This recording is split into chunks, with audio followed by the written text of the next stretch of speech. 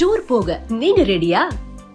Family tour, solo tour, adventure tour, group tour, office tour, school tour, honeymoon எந்த ட்ரிப்பா இருந்தாலும் famous star tourism ஈஸியா arrange பண்ணி தராங்க. Best packages, excellent service and full jolly எக்ஸ்பீரியன்ஸ்க்கு guarantee. So எதுக்கு waiting? Famous star tourism இப்போவே contact பண்ணுங்க. பேசு தமிழா பேசு நேயர்களுக்கு வணக்கம். நேத்து நடந்த ஒரு துயரமான சம்பவம் கரூர்ல அப்படின்னு பார்த்தோம்னா, டிவிகே சார்பில் நடத்தப்பட்ட பிரச்சாரத்துல 39 பேர் எதிர்பாராத விதமா உயிரிழந்து போயிருக்காங்க. அதுல 12 பேர் ஆண்கள், 16 பேர் பெண்கள், 5 ஆண் குழந்தைகள், 5 பெண் குழந்தைகள் அப்படிங்கிற மாதிரி கணக்கு சொல்லியிருக்காங்க. அந்த பெண்கள்ல 2 பேர் கர்ப்பிணிகள் அப்படின்ற மாதிரியான தகவலும் வந்திருக்கு. இருக்கிறதுலயே ரொம்ப மோசமான துயர சம்பவம் இதாதான் இருக்கும். எங்க சார்பாவும் பேசு தமிழா பேசு டீம் சார்பாவும் ஒவ்வொரு குடும்பத்தினருக்கும் எங்களுடைய இரங்கலை தெரிவிச்சுட்டு இந்த பதிவை நாங்க ஆரம்பிக்கிறோம்.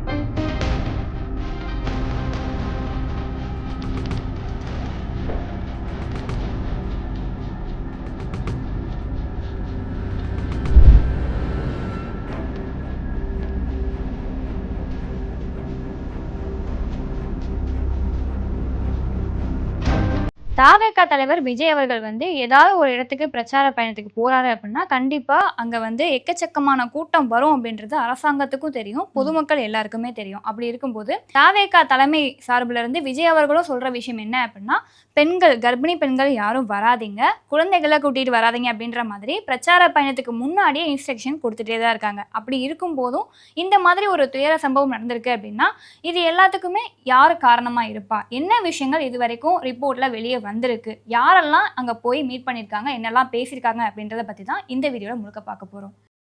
இருக்கிறதுலே நெருக்கடியான இடத்த தேர்ந்தெடுத்து கொடுக்கறதுக்கு ஒரு முக்கியமான காரணம் என்னன்னா, ஏதாவது ஒரு அசம்பாவிதம் நிகழ வேண்டும் என்று அரசு விரும்பும். ஸோ தாவேகா சார்பில் இந்த பிரச்சாரத்தை ஆரம்பிச்சாங்க அப்படின்னு சொன்னப்போ முதலையே கரூர்ல அவங்க பண்ண போறாங்க அப்படின்னு சொன்னப்போ தாவேகா சார்பில் கேட்டது 2 இடங்கள். ஒன்று கரூர் லைட் ஹவுஸ் ரவுண்டானா, இன்னொன்று உழவர் சந்தை. ஆனா அந்த 2 இடங்களுமே சின்னதா இருக்கு அப்படின்னு சொல்லிதான் இந்த வேலுச்சாமிபுரம் அப்படிங்கிற ஒரு ஏரியாவை தாவேகாவுக்கு கொடுத்துருக்காங்க. தாவேகா சார்பில் ஒரு 10,000 பேர் கிட்ட வருவாங்க அப்படிங்கிற மாதிரி ஒரு அசம்ஷன் சொல்லியிருக்காங்க. பொதுவாகவே எந்த ஒரு கட்சி கூட்டமா இருந்தாலும் தோராயமா இவ்வளவுதான் வருவாங்கன்னு சொல்ல முடியுமே தவிர ரொம்ப எக்ஸாக்டான கணக்கு சொல்லவே முடியாது. ஆனா சொன்னது 10,000, வந்தது 27,000 பேர் கிட்ட. இப்போ அங்க இருக்கிறவங்களால சொல்லப்படுறது என்ன அப்படின்னா, அவரு லேட்டா வந்தாரு, மக்களுக்கு அங்க போதுமான அளவு குடிநீர் கொடுக்கப்படல, உணவு கொடுக்கப்படல அப்படின்ற மாதிரி சொன்னாங்க. ஆனா இதே பிரச்சாரத்துலதான் நேத்து பார்த்தோம், ஆம்புலன்ஸ்ல எல்லாம் வாட்டர் பாட்டில் வச்சு எடுத்துட்டு போறாங்க, அதை பறிமுதல் பண்ணாங்க அப்படின்ற மாதிரி தகவலும் வந்தது. சோ குடிநீர் கொடுக்கப்பட்டுச்சுன்னு ஒரு சார்பில சொல்றாங்க. இன்னொரு பக்கம் குற்றச்சாட்டு வைக்கிறது என்ன வைக்கிறாங்கன்னா, போதுமான அளவு குடிநீர் இல்ல, உணவு இல்ல, மக்களுக்கு கட்டுப்பாடு இல்ல, அதனாலதான் இந்த மாதிரி ஒரு அசம்பாவிதம் நடந்திருக்கு அப்படின்னு சொல்றாங்க. இப்போ எனக்கு இருக்கக்கூடிய சந்தேகம் என்ன அப்படின்னா, இதுக்கு முன்னாடி இவரு நிறைய பிரச்சாரங்களை நடத்தியிருக்காரு. இது முதல் பிரச்சாரம் கிடையாது. இதுக்கு முன்னாடி நாகப்பட்டினத்துல நடத்தினதா இருக்கட்டும், திருச்சியில நடத்தினதா இருக்கட்டும், இந்த மாதிரி ஊர்கள்ல பிரச்சாரங்கள் நடத்தியிருக்காரு. ஸோ அளவுக்கு மீறின கூட்டம் வரும் அப்படிங்கிறது தெரிஞ்ச ஒரு விஷயமா தான் இருக்கு. அப்போ ஏன் இந்த இடத்துல பாதுகாப்பு கம்மியா இருந்தது? முக்கியமா மாநாடுகள் 2 நடத்தியிருக்காங்க. ஒன்று விக்கிரவாண்டியிலையும் இன்னொன்று மதுரையிலையும் நடத்தியிருக்காங்க. அந்த மாநாடுல நம்ம பார்த்தோம் இல்லையா, கிட்டத்தட்ட 4.5 லட்சம் பேர் வந்திருந்தாங்க அப்படின்னு. அங்க இருந்த பாதுகாப்பு இங்க ஏன் இல்ல, இங்க ஏன் கம்மியா இருந்தது அப்படிங்கறதுதான் மக்களோட கேள்வியாவும் இருக்கு. இந்த இடத்துல நம்ம இன்னொரு விஷயமும் பார்க்கணும். என்ன அப்படின்னா, தாவேகா தலைவர் விஜய் அவர்கள் பேச போறாரு, பேசிட்டு இருக்காரு, மக்களுக்கு என்ன பிரச்சனைகள் இருக்கு, என்னெல்லாம் நம்ம பேசணும் அப்படின்ற ஒரு விஷயத்தையும் பேசும்போது கூட்டத்துல இருக்கிற ஒரு சில நபர்கள் என்ன பண்றாங்க அப்படின்னா செருப்பை தூக்கி வீசுறாங்க. அந்த காட்சியுமே நம்மளால பார்க்க முடிஞ்சது. இப்ப ஆக்சுவலா என்ன நடந்துச்சு அப்படின்னு மக்கள் சொல்றாங்க, களத்துல இருந்தவங்க சொல்றாங்க அப்படின்னு பார்த்தோம்னா, கும்பல் கட்டுப்படுத்த முடியாத சூழ்நிலை, நெருங்க அரசாங்கம் பறிச்சு போட்ட குழியில பாதி பேர் தவறி விழுந்துட்டாங்க. கொடுத்த அவங்க நிர்வாகம் கொடுத்த அவங்க குழி கொடுத்தது அந்த இடத்துல கொடுத்தது தப்பு. ஒண்ணுமே அவ்வளவு பெரிய அசம்பாவிதம்லாம் நடக்கல. சும்மா ஆம்புலன்ஸ் மட்டும் உள்ள போகுது. ஆனா அங்கிட்ட இருந்து நாங்க எட்டி பார்த்தோம்னா உள்ள யாருமே இல்ல. எதுக்கு இப்படி ஆம்புலன்ஸை குறுக்க விடணும்? இது தாவேகாவோட பிரச்சாரத்துல மட்டும் கிடையாது. இதுக்கு முன்னாடி அதிமுக சார்பில் எதிர்க்கட்சி தலைவரான எடப்பாடி பழனிசாமி அவர்கள் பிரச்சாரம் பண்ணும்போதும் இதே ஒரு விஷயம் தான் நடந்தது. அவர் அதை ரொம்பவே முக்கியமா அட்ரஸ் பண்ணி சொல்லியிருந்தாரு. இவ்வளவு கூட்டம் நடக்குதுன்னு தெரியும், எப்படி ஒரு ஆம்புலன்ஸ் இந்த கூட்டத்துக்கு நடுவுல விடுவீங்க? அதாவது பிரச்சாரத்துக்கு பெர்மிஷன் கொடுக்கறதே காவல்துறையினர் தான். அப்போ ஆம்புலன்ஸ் இந்த வழியில போக முடியாதுங்க, பிரச்சாரம் நடந்துகிட்டு இருக்கு, மாற்று வழின்றத நீங்க முன்னாடியே தெரிவிச்சிருக்கணும். பிரச்சாரம் நடக்கிற இடத்துல குறிப்பிட்டு ஒரு ஆம்புலன்ஸ் போகுது, சடனா பவர் கட் ஆகுது. இன்னொரு பக்கம் என்ன சொல்றாங்கன்னா, அந்த பவர் கட்னால விஜய் அவர்கள் பேசுனது கேட்கல, அதனால தூரமா நின்றுட்டு இருந்தவங்க கூட பக்கத்துல போயிட்டாங்க, அது கூட்ட நெரிசலுக்கு காரணம்னு சொல்றாங்க. இப்போ அந்த ஆம்புலன்ஸ் யாருது, எதுக்காக அந்த ஆம்புலன்ஸ் சம்பந்தமே இல்லாம திடீர்னு கூட்டத்துக்கு நடுவுல வந்தது, எதுக்காக பவர் கட் செய்யப்பட்டது, இது தாவேகா சார்புல அப்படின்றதெல்லாம் தாண்டி பொதுமக்கள் இவ்வளவு பேர் கூட்டமா கூடியிருக்காங்கன்ற இடத்துல எப்படி சடனா பவர் கட் ஆகும் அப்படிங்கறது ஒரு பெரிய கேள்வியா இருக்கு. அது மட்டும் இல்லாம இப்ப அங்க என்ன நடந்திருக்கு அப்படின்னா, தாவேகா தலைவர் விஜய் அவர்கள் பிரச்சார பயணத்தை முடிச்ச அடுத்த ஒரு 10 நிமிஷத்திலேயே அங்க உயிரிழப்பு ஏற்பட்டிருக்கு அப்படின்னு சொல்லிட்டு வரிசையா ஒரு 20க்கும் மேற்பட்ட ஆம்புலன்ஸ் வர ஆரம்பிச்சிச்சு. எப்படி உடனே இவ்வளவு ஆம்புலன்ஸ் வரும், ரெடியா தான் இருந்தாங்களா அப்படின்ற ஒரு கேள்வியுமே மக்களுக்குள்ள எழதான் செய்யுது. விஜய் அவர்கள் கூட்டத்துல பேசிட்டு இருக்கும் போது இடையில ஆம்புலன்ஸ் வருது. அப்ப அவருடைய ஒரு கொடி பேரை சொல்லி இந்த கொடி கட்டிட்டு இவ்வளவு ஆம்புலன்ஸ் எதுக்கு வருதுன்னு கேட்கிறாங்க. இது எல்லாம் மிகப்பெரிய சந்தேகத்தை எழுப்பி. இப்போ கொஞ்சம் யோசிச்சு பாரு, அவ்வளவு பெரிய கூட்டம் இருக்கு, பாதுகாப்பு கொடுக்க வேண்டியது போலீஸ் தரப்பினர் தான் பாதுகாப்பு கொடுக்கணும். இவ்வளவு கூட்டம் வருது அப்படின்னா இத்தனை எண்ணிக்கையான காவல்துறையினர் அங்க போங்க அப்படின்னு சொல்லிட்டு சொல்லி இருக்கணும். ஆனா பையன் தான் இருக்கு, 13 வயசு ஆகும். விஜய் பாக்குறதுக்கு தான் வந்தோம். இன்னும் இடத்துல ஒரு போலீஸ் கூட இல்ல. 50 பேருக்கு மேல 50 பேர் உளுந்து கிடக்குறாங்க. யாரை தூக்குவாங்க சார்? யாரையும் தூக்கல. ஏன் நீங்க பாதுகாப்பு கொடுக்கல? எங்களுக்கு அது பதில் சொல்லி ஆகணும். ஏன் போலீஸ் வந்தப்ப கொடுக்கல? நாங்க இருந்த இடத்துல போலீஸே இல்ல. அப்ப ஏன் நீங்க கம்மியா கொடுத்தீங்க? இதுக்கெல்லாம் பதில் சொல்லி ஆகணும். நாங்க ஒவ்வொரு குடும்பமும் ஒவ்வொருத்தரை இழந்து போய் நின்றுட்டு இருக்கோம்.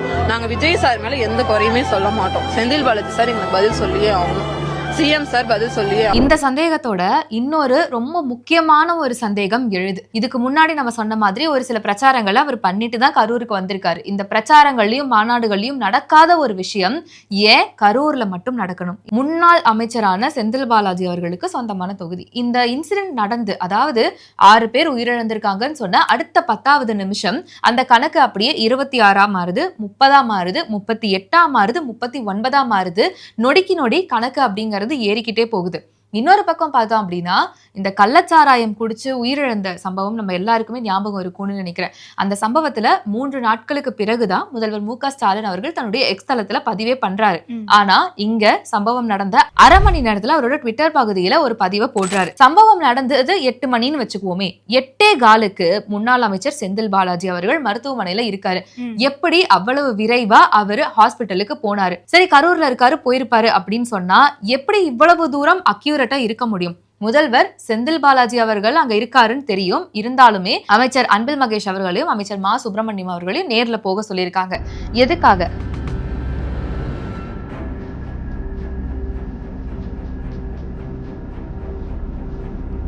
துப்புரவு பணியாளர்கள் பிரச்சனை நடந்து அவ்வளவு தூரம் ரோட்ல இறங்கி போராடி சோறு தண்ணி இல்லாம மழையிலயும் வெயிலையும் கஷ்டப்பட்டப்போ ஏன் இத்தனை அமைச்சர்கள் வரல? அந்த மக்களுக்கு ஏன் இவ்வளவு கரிசனம் காட்டல? அங்க கள்ளச்சாராயம் குடிச்ச அவ்வளவு பேர் இறந்து போனப்போ திமுக சார்புல யாரு நேர்ல போய் பார்த்தாங்க? யாரு இத பத்தி விசாரிச்சாங்க? இது மட்டும் இல்ல, இன்னும் இந்த மாதிரி நிறைய இன்சிடென்ட்ஸை எடுத்துக்கிட்டோம் அப்படின்னா எவ்வளவு இடங்களுக்கு திமுக நேர்ல போய் இந்த விஷயங்களை செஞ்சிருக்கு. மனசை உழுக்கக்கூடிய சம்பவம்னு பார்த்தோம்னா இந்த துப்புரவு பணியாளர்கள் பிரச்சனை தான். அடுத்த நாள் சுதந்திர தினம் நடக்குது, ரிப்பன் பாலிகை முன்னாடி அந்த கோலாகலமா கொண்டாட்டம் நடக்கணும். அந்த நேரத்துல இவங்க இந்த மாதிரி உட்கார்ந்து போராட்டம் பண்றாங்கன்றதுக்காக தான் இரவோட இரவா அவ்வளவு மக்களையும் அடிச்சு துரத்துனாங்க காவல்துறையினர். அப்போ ஏன் எந்த திமுக காரங்களும் வரவே இல்லை? ஏன் எந்த உடன்பிறப்புகளும் வரல? முக்கியமா இப்போ செய்திகளை எடுத்துக்கிட்டோம்னு வச்சுக்கோயேன், நீ நல்லா பார்த்திருப்ப, நேத்து நைட்ல இருந்து வரக்கூடிய செய்திகள் எல்லாமே செந்தில் பாலாஜி, செந்தில் பாலாஜி, செந்தில் பாலாஜி. என்ன இவங்க ப்ரொபகண்டா பண்ண ட்ரை பண்றாங்க அப்படிங்கிறது ஒரு பெரிய கேள்வியா இருக்கு. அரசு மருத்துவமனையில செந்தில் பாலாஜி அறக்கட்டளை சார்பில் குடிநீர் பாட்டில்கள் வழங்கப்பட்டது. அந்த பாட்டில எதுக்கு இவங்களுடைய முத்திரை இருக்கணும்?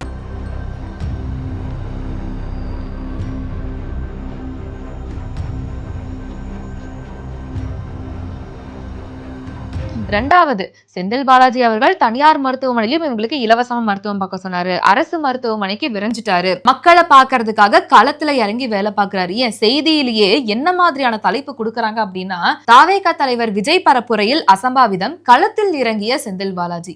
இவ்வளவு நாள் அவர் எங்க போனாரு? அப்போலாம் எதையுமே கண்டுக்காம இருக்கவருக்கு இன்னைக்கு ஒரே நாள்ல இவ்வளவு பெரிய ஹைப் கொடுக்க வேண்டியதுக்கான காரணம் என்ன? அதே மாதிரி பார்த்த அப்படின்னா, இந்த ரிப்பன் மாளிகை முன்னாடி தூய்மை பணியாளர்கள் விவசாயிகள் ப்ரொடெஸ்ட் நடந்ததுன்னு சொல்லிட்டு ஒரு விஷயம் சொன்னேன் இல்லையா, அதே மாதிரி இன்னொரு ஒரு ப்ரொடெஸ்ட் நடந்துடக்கூடாது அப்படின்ற ஒரு காரணத்துக்காக சுதந்திர தினத்து அன்னைக்கும் சரி, அதுக்கப்புறம் ஒரு 3 நாள் தொடர்ந்தும் சரி, நம்ம எல்லாருக்குமே நல்லாவே தெரியும், சுமார் 500க்கும் மேற்பட்ட காவல்துறையினர் அங்க இருந்தாங்க. ஏன்னா மறுபடியும் அதே மாதிரி ஒரு போராட்டம் பண்ணாங்க அப்படின்னா உடனே அவங்களை அங்க இருந்து அப்புறப்படுத்தணும் அப்படின்ற ஒரு தகவல் யாரு கொடுத்திருப்பா. அது மட்டும் இல்லாம வரிசையா போலீஸ் ஜீப் நிக்குது, ஆம்புலன்ஸ் வரிசையா நிக்குது, என்ன நடந்தாலும் அங்க வந்து மக்கள் கூட்டம் சேரக்கூடாது அப்படின்றதுல ரொம்ப தெளிவாவே இருந்திருக்காங்க. இப்ப நீ வந்து செந்தில் பாலாஜி அவர்கள் போய் என்ன மாதிரியான வேலைகள்லாம் செஞ்சாரு, எப்படி வந்து மக்களை பார்த்தாருன்னு சொல்லி சொன்னேன் இல்லையா, அன்பில் மகேஷ் அவர்களுமே வந்து அங்க போயிருக்காரு, திருச்சியில இருந்து கரூர் போயிருக்காரு. அவ்வளவு வேகமா எப்படி போனாரு அப்படின்றது எல்லாருக்குள்ளயுமே ஒரு கேள்விக்குறியா தான் இருக்கு. போயிட்டு ரொம்ப கண்ணீரோட அழுதுகிட்டே வந்து பேசுறாரு.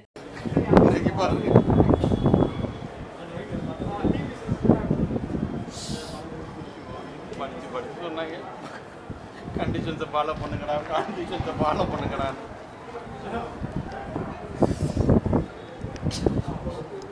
சரியா, அந்த காட்சியை எல்லாருமே பார்த்திருப்பாங்க. இப்போ தமிழ்நாடுன்னு எடுத்துக்கிட்டோம்னா திமுக சார்பில் பல அமைச்சர்கள் இருக்காங்க, ஒரு துறைக்குமே ஒரு அமைச்சர்கள் வந்து நியமிக்கப்பட்டிருக்காங்க. சரியா, பள்ளி கல்வித்துறை அமைச்சர் அன்பில் மகேஷ் வந்து அங்க போயிருக்காரு அப்படின்னா இவரையே அங்க அனுப்பணும், அது ஒரு கேள்விக்குறியா இருக்கு. சரி, அங்க போயிட்டாரு, மக்களை பாக்குறதுக்காகவே வச்சுக்கலாமே.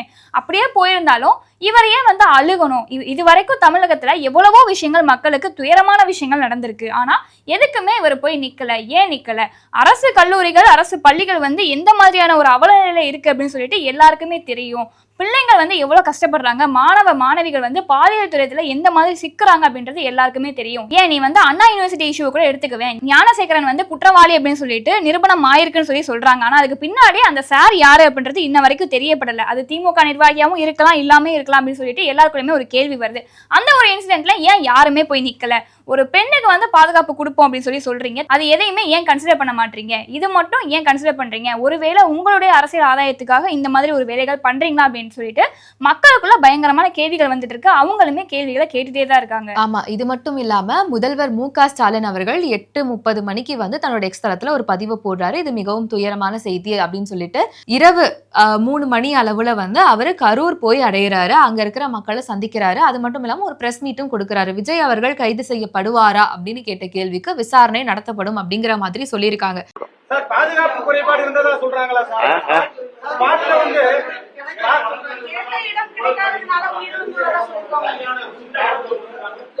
இவ்வளவு ஏன், இப்போ அந்த கரூரினுடைய டிஜிபி அவர்கள் கூட ஒரு பிரஸ் மீட் கொடுத்திருக்காரு. அந்த பிரஸ் மீட்லயும் அவர் சொல்லக்கூடிய விஷயம் என்ன அப்படின்னா, உங்களுக்கு ஞாபகம் இருக்கும், இதே இடத்துல 2 நாள் முன்னாடி ஒரு மாநில அளவில் ஒரு பெரிய கட்சி பரப்புரை செஞ்சிருக்கு அதே டயத்தில்.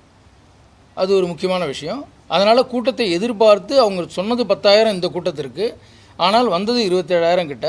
ஆனால் 10,000ஐயும் விட அதிகமாக தான் நாங்கள் எதிர்பார்த்து கூட்டம் காவல்துறையினர் பணியில் அமர்த்தப்பட்டாங்க. 2000 காவல்துறையினரை நாங்க பணியில இறக்கியிருக்கோம் அப்படின்ற மாதிரி சொன்னாங்க. அப்போ பிரச்சாரத்துக்கு முன்னாடி தானே நீங்க இறக்கியிருக்கணும். முடிச்சதுக்கு அப்புறமா அந்த காவல்துறையினரை அங்க இறக்கி என்ன பிரயோஜனம்? முக்கியமா அவர் குறிப்பிட்டு சொல்லக்கூடிய ஒரு விஷயம் என்னன்னா, அதனாலதான் இந்த இடத்துல இதுக்கு 2 நாள் முன்னாடி வேற ஒரு பெரிய கட்சியும் நடத்திருக்காங்க. எந்த விழாவை சொல்றாங்கன்னு உனக்கு புரியுதா? நல்லாவே புரியுது, முப்பெரும் விழா தானே. ஆமா, திமுக சார்பில் நடத்தப்பட்ட முப்பெரும் விழா. நிறைய காலி சேர்கள் இருந்ததை நம்மளே பார்த்திருப்போம். ஆனா டிஜிபி சார்பில் என்ன சொல்றாங்கன்னா, முப்பெரும் விழா மாநில அளவுல ஒரு பெரிய கட்சி அங்க நடத்துறாங்க. அப்போ எந்த இதோட எதை கம்பேர் பண்றீங்க? பிரச்சாரம் அது முப்பெரும் விழா அப்படிங்கிறப்போ அதுக்கான பாதுகாப்புகள் எப்படி இருந்திருக்கும், இதுக்கான பாதுகாப்புகள் ஏன் இவ்வளவு குறைவா இருந்திருக்கு? அந்த ஆம்புலன்ஸ் யாரோடது? எதுக்காக அந்த ஆம்புலன்ஸ் உள்ள வரணும்? எப்படி திடீர்னு அமைச்சர் வந்தார்? எப்படி மற்ற 2 அமைச்சர்கள் வந்தாங்க? இந்த போஸ்ட்மார்ட்டம் லைன்ல வந்து என்ன ஒரு பொசிஷனே எங்களுக்கு தெரியலீங்க. இப்போ இந்த பாப்பா வந்து அடிச்சு கொண்டாங்களா, இல்ல தானா செத்துச்சா, இல்ல கும்பல செத்துச்சா, இது வந்து எனக்கு வந்து டீட்டெயில் வந்து எனக்கு பிரச்சனை காரணம் வந்து கோர்ட்டு நடிச்சல்னா. ஆனால் இறந்ததுக்கு வந்து பார்த்தீங்கன்னா இன்னும் சொல்யூஷன் எதுவுமே கிடைக்கல. ஒரு தள்ளிக்கு செத்தாங்களா இல்லை அமுத்தி வைத்தாங்களா மீச்சாங்கன்னு தெரியவே இல்லை. செத்தது காரணம் எப்படி செத்துருப்பாங்க? போஸ்ட்மார்ட்டம் சொன்னாங்க, அதை பண்ணாங்கன்னு தெரியாது எனக்கு. ஆனால் கொடுத்துட்டாங்க, அதுக்கு ரிசல்ட் என்ன? முதல்வர் உடனே கிளம்பி இங்க வந்ததுக்கான காரணம் என்ன? நல்ல விஷயம், மக்களை பாக்குறதுக்காக, மக்களுக்கு இப்படி ஒரு துயரமான விஷயம் நடந்திருக்குன்றப்போ உடனே புறப்பட்டு முதல்வர் வந்திருக்காரு அப்படிங்கிறது உண்மையானவே ரொம்ப நல்ல விஷயம் தான். ஆனா இதே முதல்வர் இதுக்கு முன்னாடி நடந்த ஒவ்வொரு விஷயங்கள்லயும் ஏன் வெளியே எட்டி கூட பார்க்கல? இந்த நேரத்தில் ஒவ்வொருவரும் எந்த மனநிலையில் இருப்பார் என்று நமக்கு தெரியாது. ஒவ்வொருவரும் ஒரு மனநிலையில் எப்படி இருப்பார் நமக்கு தெரியாது. எங்களை பொறுத்த வரைக்கும், நம்முடைய இயக்கத்தை பொறுத்த வரைக்கும் மனித உயிர். நம்மளை விட அதிகமான மனவேதனையே தம்பி விஜய் பெறுவாரு. அந்த கட்சியில் இருக்கிறவங்க பெறுவாங்க. அவங்களுக்கு ஒண்ணு சொல்றதுக்கு இல்ல, அவங்களுக்கு என்னுடைய ஆறுதல். இங்க வந்து நம்ம இன்னொரு ஒரு விஷயத்தையும் கண்டிப்பா பார்த்துதாகணும். என்ன அப்படின்னா, இப்ப தாவேகா தலைவர் விஜய் அவர்கள் வந்து பிரச்சார பயணத்துக்கு போறாரு அப்படின்னா, நான் இத்தனை மணிக்கு தான் போறேன், இத்தனை மணிக்கு மக்களை மீட் பண்ணுவேன், இத்தனை மணிக்கு முடிச்சிருவேன் அப்படின்ற ஒரு லிஸ்ட்டை வந்து ப்ராப்பரா கொடுத்துருக்காங்க. கொடுத்திருந்தாலும் அந்த டைமை வந்து ஃபாலோ பண்றாங்களா அப்படின்னு கேட்டா கிடையாது.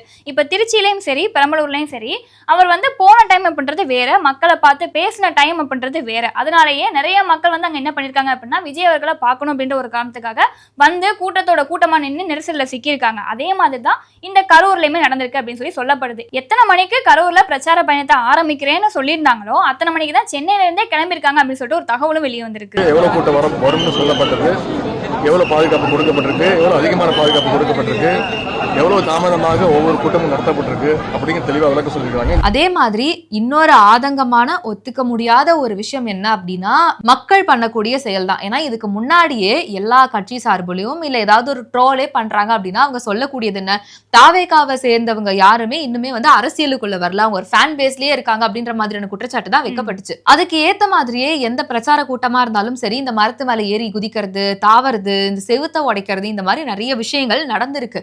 அப்போ தொண்டர்களும் சரி பொறுப்பா இருக்க வேண்டியது எந்த அளவுக்கு முக்கியம்னு நமக்கு புரிஞ்சிருக்கணும். இதை ஏன் நான் குறிப்பிட்டு சொல்றேன் அப்படின்னா, பிரச்சார பயணத்தை விஜய் அவர்கள் ஆரம்பிக்கிறதுக்கு முன்னாடியே கர்ப்பிணி பெண்கள் வர வேண்டாம், குழந்தைகளை கூட்டிட்டு வராதீங்க, வயசானவங்க வராதீங்கன்னு தெளிவா சொல்லியும் 1.5 வயசு குழந்தைய அங்க கூட்டிட்டு போறதுக்கான காரணம் என்ன? இது மட்டும் கிடையாது, இன்னும் நிறைய கேள்விகள் எல்லாரோட மனசுக்குள்ளேயும் ஓடிக்கிட்டே தான் இருக்கு. இந்த நிகழ்ச்சி ஆரம்பிச்சதுல இருந்து இப்படி ஒரு துயரமான சம்பவம் நடந்த வரைக்குமே எப்படி, எங்க, எதனால, ஏன் இவங்க வரணும், ஏன் அவங்க பேசணும் அப்படிங்கிற மாதிரி நிறைய கேள்விகள் மண்டைக்குள்ள ஓடிக்கிட்டே தான் இருக்கு.